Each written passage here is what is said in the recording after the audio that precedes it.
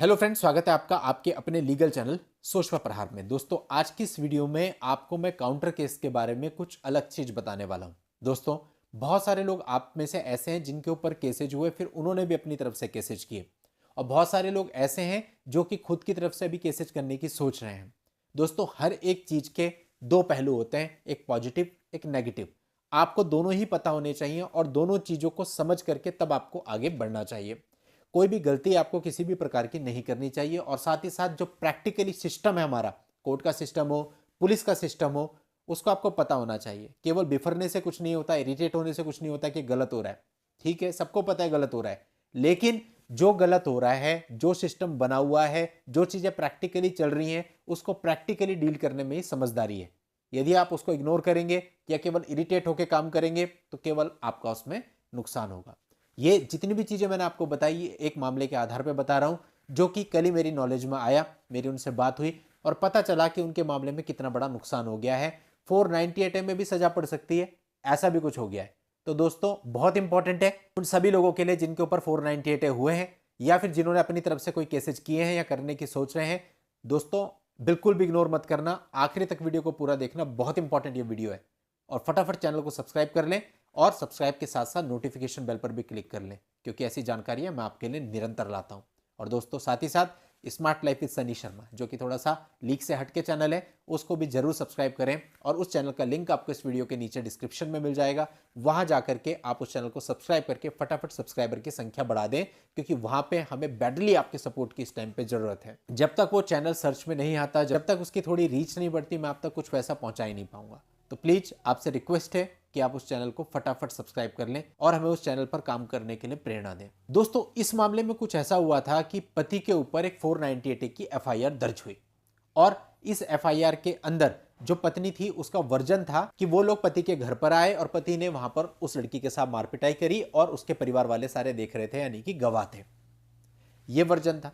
अब जाहिर सी बात है कि लड़का क्या करता, इस चीज को डिनाई करता कि नहीं भाई, ऐसा कुछ ऐसी कोई घटना हुई नहीं, और एक्चुअल में नहीं हुई थी। अब मीनवाइल लड़के ने अपनी तरफ से एक केस फाइल कर दिया, एक काउंटर केस। अब देखिए, मैं हमेशा कहता हूं कि काउंटर केस दो धारी तलवार है। अगर आप काउंटर केस में जा रहे हैं तो आपको परफेक्शन के साथ जाना है। उल्टा सीधा अगर आप काउंटर केस डालेंगे या बहुत ज्यादा गहनता में बारीकी में जाके नहीं डालेंगे तो फंसेंगे आगे जाके। तो यही यहां पर हुआ इस मामले में। काउंटर केस तो डाला था, लेकिन हो क्या गया कि काउंटर केस में जब 202 में विटनेस के बयान हुए, उस समय पे मजिस्ट्रेट साहब ने इंक्वायरी के लिए ऑर्डर कर दिया। अब आपको जैसे कि पता होगा कि जो भी कंप्लेंट केस आप कोर्ट में फाइल करते हैं, वहां पे मजिस्ट्रेट साहब के पास दो तरीके होते हैं। पहला कि वो खुद से डॉक्यूमेंट्स का या विटनेस का संज्ञान लेके समनिंग ऑर्डर भी कर सकते हैं, या किसी पुलिस वाले को आदेशित भी कर सकते हैं कि इस मामले में जांच करके रिपोर्ट कोर्ट में प्रेषित करें। यहां यह हुआ कि 202(1) सीआरपीसी के अंतर्गत इंक्वायरी के ऑर्डर कर दिए गए। अब इंक्वायरी कौन करेगा? जिस पुलिस स्टेशन के नाम पे वो आदेश होंगे, जिस अधिकारी के नाम पे वो आदेश होंगे। अब उसने जब इंक्वायरी करी, इंक्वायरी करते समय उसने बोला कि भाई मेरे को अपोजिट पार्टी का भी नंबर चाहिए, और लड़की का भी नंबर ले लिया।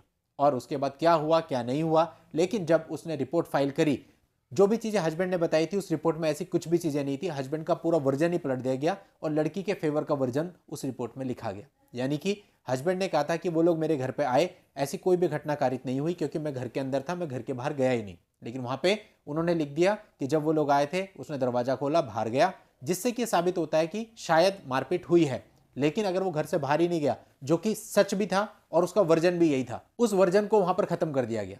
अब ये रिपोर्ट न्यायालय में दाखिल होगी और माननीय न्यायालय से वो लोग इसकी एक सर्टिफाइड कॉपी डाल करके ले लेंगे और जाके 498 में लगा देंगे। देखिए, यहां पे तो इनका वर्जन है कि मना कर रहे हैं, ऑब्वियसली वो मना करेंगे कि हम तो घर से बाहर निकले नहीं जब सच ही है। लेकिन उस पर्टिकुलर रिपोर्ट में कि आप घर से बाहर निकले थे जब वो सारे लोग आए।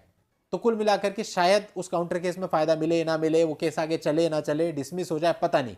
लेकिन जो 498 है उसमें नुकसान जरूर होगा। ये मैंने आपको एक चीज बताई, ऐसी और भी चीजें इस मामले में हैं जहां पर कॉन्ट्राडिक्शन हो गया, हस्बैंड का वर्जन खत्म हो गया, और जो लड़की के ऊपर आरोप थे वो बहुत माइल्ड करके दिखा दिए गए, बहुत हल्के हल्के। मतलब अगर उसने मारपीट करी तो हाँ वो लड़ाई झगड़ा करती थी, ऐसे। तो कुल मिलाकर के सारी खत्म हो गया। इन्हीं सब वजहों से मैं कहता हूं कि बहुत चिकना मार्ग है, अगर आप इस पर चलते हैं तो पैर बहुत संभल के रखना पड़ेगा, वरना गिरेंगे, चोट बहुत तेज लगेगी। अब काउंटर केस तो जहां का तहां रह गया। अब उनकी सबसे मेन प्रॉब्लम यह थी कि 498 में उनको किसी प्रकार का नुकसान नहीं होना चाहिए, तो अभी पूरा फोकस उन लोग का इस पे। तो दोस्तों, इस तरह की चीजें कई बार किसी के भी साथ हो सकती हैं, जहां पे भी आप थोड़ी सी भी मिस्टेक कर देते हो। तो उम्मीद करता हूं इस वीडियो से आपको कुछ ना कुछ सीखने को जरूर मिला होगा और आप ये तो समझ ही गए होंगे कि काउंटर केस करना है तो जल्दबाजी नहीं करनी, जब तक परफेक्शन नहीं है उस काम को मत करो। उम्मीद करता हूं इस वीडियो से आपको काफी हेल्प मिली होगी और आप भविष्य में बहुत सावधान रहेंगे काउंटर केसेज करते हुए। चलिए दोस्तों, आज की इस वीडियो में इतना ही। नेक्स्ट वीडियो में नई जानकारी के साथ मैं आपसे फिर मिलता हूं। तब तक के लिए good bye and thank you for watching. Take care.